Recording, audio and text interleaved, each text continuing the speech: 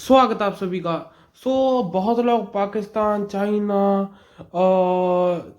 USA के tariff इसके ऊपर बात कर रहे हैं। बट जो इंडिया का मेन बिगेस्ट थ्रेट है, कोई भी उस मेन चीज़ पर अभी मैं देख रहा हूँ कि बात नहीं कर रहा है। एक दो चैनल है शायद वो बस वो बात कर रहे हैं इसके ऊपर। बट मैं आपको अभी ना कुछ गवर्नमेंट के नज़रिए से और कुछ चीज़ें मैं आपको बताना चाहूँगा कि क्या इंडिया के बिगेस्ट थ्रेट है। हमारी मिनिस्ट्री ऑफ होम अफेयर्स ने ये बताया कि इंडिया का बिगेस्ट थ्रेट है टेररिज्म। और मैं इंडिया की आपको ग्लोबल टेररिज्म इंडेक्स में आपको रैंक दिखाऊं, इंडिया 13th रैंक पर आता है। ये देखो, India ranked on 13 on the global terrorism index.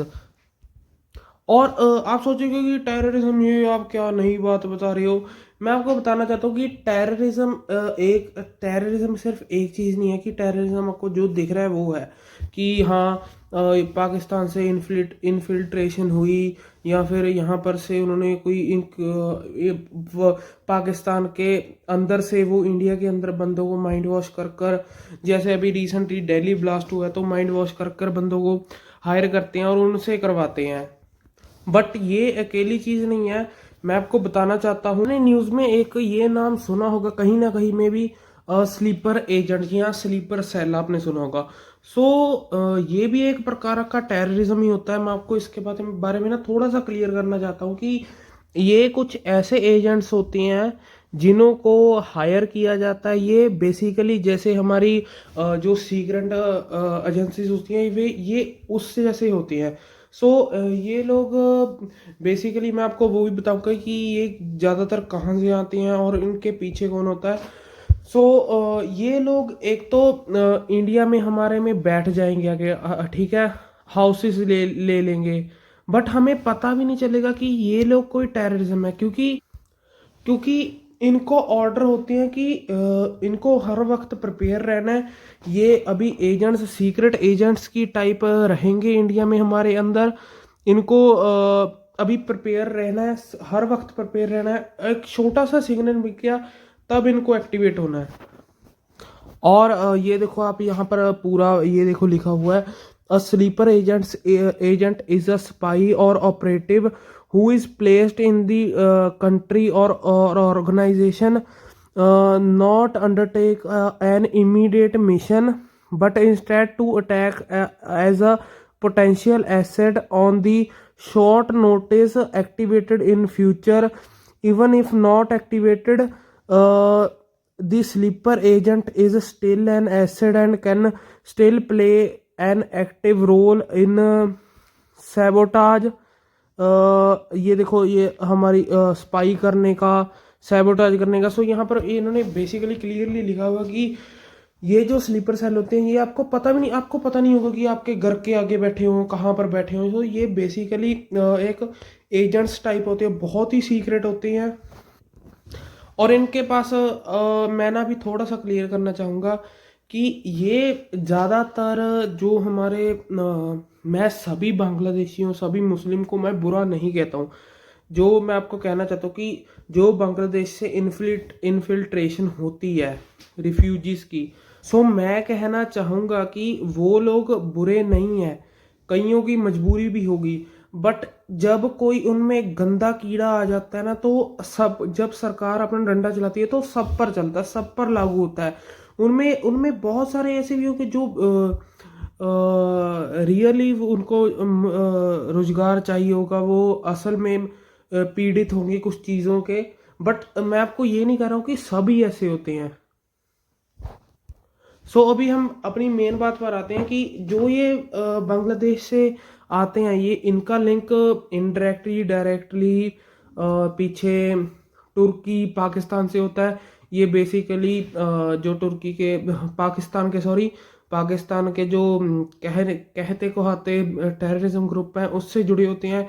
ये स्लीपर सेल इंडिया के अंदर बिठा रखा है। और मैं आपको कहना चाहता हूँ कि आपको ना इस नंबर का पता भी नहीं होगा कि कितने बैठे हैं यहाँ पर, कितने सही हैं, कितने गलत हैं। जब मैं तभी कह रहा हूँ, जब सरकार का डंडा चलता है ना तो सब पर चलता है, उनको सब क्लियर करना पड़ेगा, क्योंकि पता ही नहीं है कौन सही है कौन गलत है। जैसे आप यूपी के बॉर्डर पर देख लो, नेपाल साइड, वहाँ पर इतनी न्यूज़ आती है, पॉडकास्ट सुन कर देखना, मैंने पहले भी इस पर वीडियो बनाई थी कि हमारे ऑफिसर्स जो वहाँ पर ऑपरेट कर कर आ गए हैं, उन्होंने बताया कि जो मस्जिद है उनके नीचे तह खाने बने हुए हैं और वहाँ पर उनके वेपन्स रखे हुए हैं। और अगर थोड़ा सा हम अभी बांग्लादेश वाली साइड स्टोरी आए हैं, तो आपने देखा होगा कि अभी जब से यूनुस पावर में आए हैं, मोहम्मद यूनुस, तो कैसे बांग्लादेश इंडिया के प्रति आग उगलने शुरू कर दिया है। बट उसकी मैं आपको ये कह रहा हूँ कि मिलिटरली वो ज़्यादा कुछ कर नहीं पाएगा, but before it became Pakistan we should take necessary steps. So आपने देखा होगा कि लाल मुनीर हाट में जो इतना पुराना ब्रिटिशर्स के टाइम का एयर बेस है, वो उसको एक्टिवेट कर रहे हैं। और ये चीज़ इतनी सीरियस है, जो पाकिस्तान के सॉरी बांग्लादेश के अंदर जो एक्सट्रीमिस्ट ग्रुप है, ये बात इतनी सीरियस है। आपको इससे बात से अंदाजा होगा कि हमारे फॉरेन मिनिस्टर जयशंकर साहब ने इसके ऊपर स्टेटमेंट दी थी कि बांग्लादेश में जो आउटलेट्स चल रहे हैं एंटी इंडिया, एंटी ये सब, सो ये इनको बैक कर रहा है तुर्की का एनजीओ। एंड इस पिक से आपको और बात क्लियर होगी जैसे इन्होंने मैप दिखाया है, मैप ऑफ ट्रायम्फ। ये बेसिकली ये पाकिस्तान के जनरल है, ये यहाँ से मोहम्मद यूनुस है। सो ये एक बंदे के साथ ही जो भी बांग्लादेश में आता है उनको ये मैप दिखाते हैं, ये वाला। सो ये बात इतनी छोटी नहीं है, आप स्लीपर सेल की कहोगे कि नहीं ऐसे कुछ नहीं होता, हम अगर कोई अटैक हुआ पाकिस्तान के ऊपर अटैक कर देंगे, अटैक लॉन्च कर देंगे। सो ये चीज़ इतनी आसान नहीं है, क्योंकि एक तो आपको जब आपने स्टेप लेना है कोई, इंडिया बेसिकली हम गुड बॉय वाली इमेज बनाकर चलते हैं। हम किसी फर्स्ट अटैक स्ट्रेटजी में उसके हमारी नहीं है।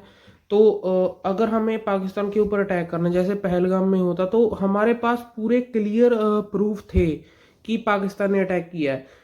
अभी मैं स्लीपर सेल वाला आपको बताना चाहता हूँ कि अगर इन्होंने अटैक किया, सो एक तो बेसिकली ये मोस्टली आते बांग्लादेश से हैं। हमें इतना अगर मान लो प्रूफ ना हुआ कुछ भी, अगर अटैक करें तो ग्लोबल प्रेशर बहुत होगा।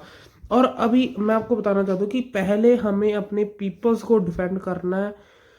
हमें ये इन्फिल्ट्रेशन रोकनी चाहिए बांग्लादेश से, क्योंकि अगर अटैक हुआ, चलो वो तो बात की बात है कि हम उन पर अटैक करेंगे, पाकिस्तान या जो भी इनको कंट्री बैक कर रही है उन पर कोई नेसेसरी स्टेप्स लेंगे। अटैक करना नहीं मैं कह रहा, कोई नेसेसरी जो गवर्नमेंट डिसाइड करेगी वो स्टेप्स लेंगे। बट जो पीपल्स की जान चलेगी उससे उसको तो नहीं फुलफिल कर सकते। वो एक अगला स्टेप है कि आगे से वो देश ना करे। बट जो ये देश है ना टेररिज्म वाले, मैं बेसिकली सीधा नाम तो पाकिस्तान का नहीं लेना चाहता, तो ये एक लूप में फंसे हुए हैं। इनका भी ये उसमें से निकल नहीं सकते। इनको टेररिज्म करना है तो करना ही है। और हमें एक उभरती इकोनॉमी है, हमें इस सब चक्कर में नहीं पड़ना। तो बेसिकली हमें अपनी इंटरनल सिक्योरिटी सुधारनी चाहिए। थोड़े से ना हमें जो गुड बॉय वाली इमेज बनाकर रखी है उसको थोड़ा सा ब्रेक करना पड़ेगा हमें। अब अभी आप देख लो कि जैसे वेस्ट बंगाल में एसआईआर लागू हुआ है। मैं अभी पॉलिटिकल उस पर नहीं जाना चाहता, मैं सिर्फ आपको ना इंटरनल सिक्योरिटी की बात बताना चाहता हूँ। सो जैसे वहाँ पर एसआईआर लागू हुआ, तो आपने देखा होगा रिपोर्ट्स आ रही हैं कि बहुत सारे बांग्लादेशी वहाँ पर छोड़ कर भाग रहे हैं वेस्ट बंगाल को। बट जो आप देखोगे वेस्ट बंगाल के अंदर उनकी जो वहाँ पर करंट गवर्नमेंट है वेस्ट बंगाल के अंदर, वो उनके लिए जो बांग्लादेशी इलीगल्स के लिए कैसे वो प्रोटेस्ट कर रहे हैं, क्योंकि बेसिकली उनको चाहिए वोट। और वोटर बैंक बांग्लादेशी वहाँ पर बने हुए हैं। हमारी सरकार क्यों नहीं ढूंढती कि कौन इनको पैन कार्ड, आधार कार्ड कौन प्रोवाइड करता है, क्यों नहीं वहाँ पर रेड पड़ती। क्या हम इसको कर नहीं सकते? ये बात नहीं है। इंडिया अगर हम कुछ सोच लेना, हमारी पुलिस कुछ सोच ले, सब कुछ कर सकती है। एंड जो ये प्रोटेस्ट होते हैं पोल्यूशन के नाम पर, हमको मैं कह रहा हूँ कि जो पोल्यूशन का इशू है ये एक बहुत ही सेंसिटिव इशू है। इसको गवर्नमेंट को इसके ऊपर क्लैरिटी देनी चाहिए कि वो क्या स्टेप्स ले रहे हैं पोल्यूशन को कम करने के लिए, क्योंकि ये हमें भी इफेक्ट करता है। पर्सनली आप मेरे से पूछो, मुझे भी ये इफेक्ट करता है। जब पोल्यूशन बढ़ा था तो मैं बीमार हो गया था। तो बट ये जो पोल्यूशन के नाम पर वहाँ पर पुलिस को असॉल्ट करना और नक्सली लीडर का नाम लेना और मैं यहाँ पर किसी भी धर्म को क्रिटिसाइज या किसी भी रिलीजन या किसी भी कम्युनिटी को क्रिटिसाइज नहीं कर रहा हूँ। मैं सिर्फ आपको फैक्ट के बेसिस से बता रहा हूँ कि जिन्होंने हमारे बीएसएफ के जवान मारे हुए हैं उनके उनके स्लोगन का, उनके नाम लेना और रेवोल्यूशन की बात करनी, जो जेंजी प्रोटेस्ट है उसकी बात करनी। सो ये इंडिया के लिए बहुत बड़े, ये मेरे हिसाब से तो ये बड़े थ्रेट है, ना कि जो बॉर्डर पर थ्रेट है। क्योंकि बॉर्डर पर हमारी हमारी आर्मी तैनात है। इंडिया भी उतना कैपेबल है कि इंडिया पर कोई अटैक नहीं करेगा। अगर कोई अटैक करेगा तो हम क्लियरली अपने आप को डिफेंड कर लेंगे बिना किसी दो राय के। बट जो ये स्लीपर सेल, ये जेंजी प्रोटेस्ट, इसमें सरकार ना अगर ये थोड़ा सा स्पार्क हो गया तो इसमें सरकार कुछ नहीं कर, कोई स्टेप लेगी तो प्रोटेस्ट और ज़्यादा बढ़ेगा, हमारे अंदर गुस्सा और ज़्यादा बढ़ेगा। तो ये जो स्लीपर सेल है, ये टेररिज्म है। इसमें उनका टारगेट क्या होता है? दहशत फैलानी। टेररिज्म का मेन टारगेट होता है दहशत फैलानी। और मान लो किसी को शूट कर दिया, सिविलियन के पास थोड़ी वेपन होगा। हमारी आर्मी के पास तो चलो वेपन्स है, वो भी बहुत अच्छा कर रही है हमारी इंडियन आर्मी। बट जो इंटरनल सिक्योरिटी है ये बहुत ही ज़्यादा ज़रूरी है, इंडिया को इसके ऊपर स्टेप्स लेने चाहिए। सो ये थी आज की वीडियो। अगर आपको वीडियो अच्छी लगी तो वीडियो को लाइक कर देना और चैनल को सब्सक्राइब कर देना।